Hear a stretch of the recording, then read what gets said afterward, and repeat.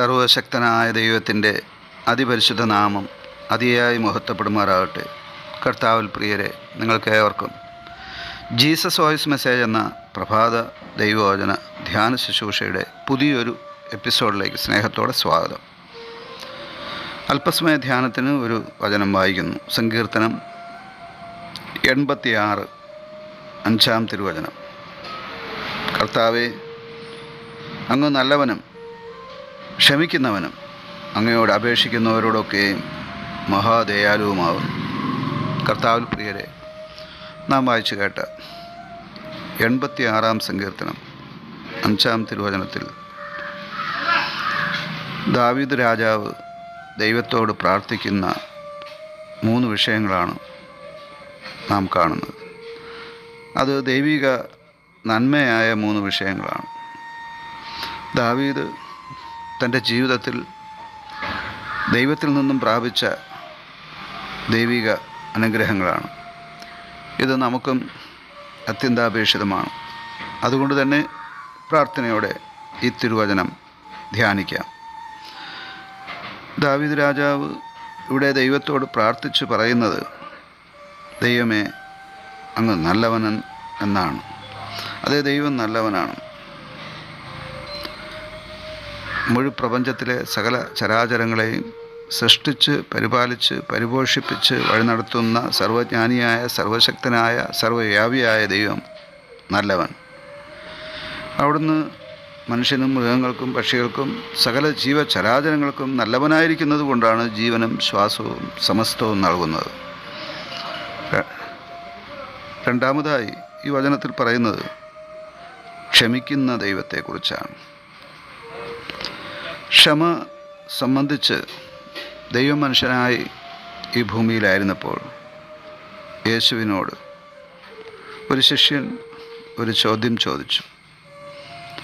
ഞാൻ എൻ്റെ സഹോദരനോട് പിഴച്ചാൽ, അഥവാ ഞാൻ എൻ്റെ സഹോദരനെതിരെ തെറ്റു ചെയ്താൽ, എന്തെങ്കിലും കുറ്റം ചെയ്താൽ, പാപം ചെയ്താൽ എത്ര വട്ടം ഞാൻ അവനോട് ക്ഷമിക്കണം?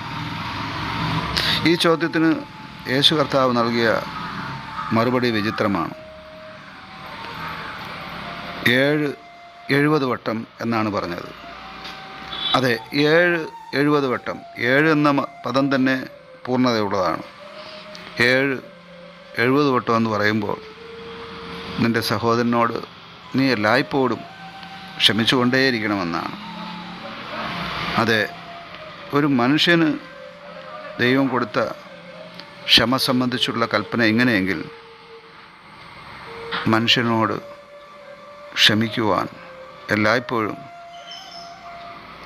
ഒരുങ്ങിയിരിക്കുന്ന ആ ദൈവം നമ്മുടെ പാപങ്ങളെ ക്ഷമിക്കുന്നു.